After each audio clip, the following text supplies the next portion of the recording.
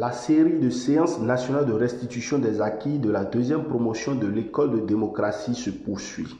Ce dimanche 1er septembre 2024, les alumni Nadjidat Adome, Fabrice Doha, Isaac Togoro, Lesteno Awo et Mathilde Agbonoussi ont partagé avec les acteurs politiques d'Abomey Calavi au complexe scolaire La Persévérance de Sémé leurs connaissances relatives à l'e-réputation, à l'observation électorale et au parcours de leadership lors d'une cérémonie officielle dont le thème est Leadership, engagement et participation des jeunes en politique, enjeux et implications.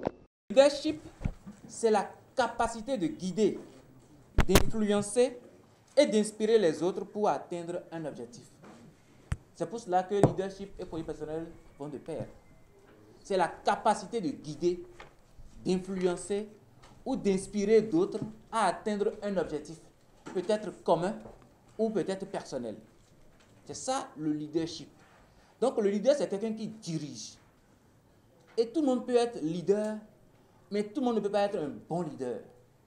Parce qu'il faut être un bon leader pour atteindre efficacement ses objectifs. Et quand je prends d'abord les différents types de leadership, nous en avons trois.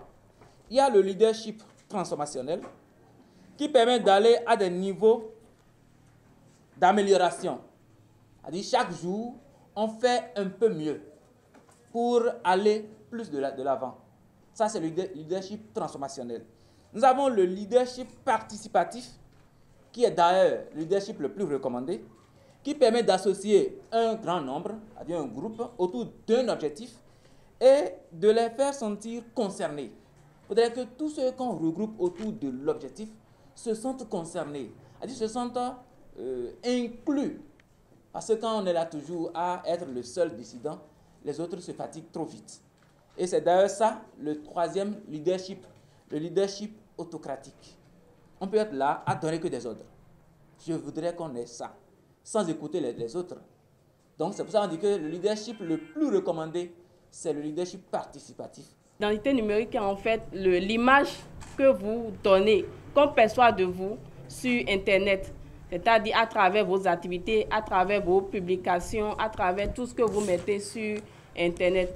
Mais il faut dire que pour un jeune leader en politique, ou en tout cas pour toute autre personne, il est très important, primordial de faire attention à son identité numérique. Ce n'est pas tout ce que nous voulons que nous mettons sur Internet. Internet a de mémoire. Si vous avez fait des vidéos, quand vous avez eu seulement 10 abonnés ou 15 abonnés, et que maintenant vous vous retrouvez à 1000 abonnés, quelques années plus tard, TikTok va vous rappeler cette vidéo. Et ça peut être peut-être une vidéo pas très plaisante en tant que jeune leader en politique. Donc c'est pour ça qu'on recommande souvent que de faire attention à ce que nous publions sur Internet en tant que jeune leader en politique. Donc, et aussi, il faut dire qu'au Bénin actuellement, il y a une loi dans notre code du numérique, la loi qui interdit de faire vraiment attention, qui demande de faire attention à ce que nous publions à travers les réseaux sociaux. Parce que la loi punit tout ce qui est transgression par rapport aux publications sur les réseaux sociaux. Et c'est son article 550. Il faut l'observation électorale pour promouvoir la transparence. Cela consiste à assurer que le processus électoral est transparent et que les résultats reflètent la volonté des électeurs. Cela permet de confronter et limiter les fraudes qui consistent à identifier et signaler toute fraude électorale potentielle ou avérée.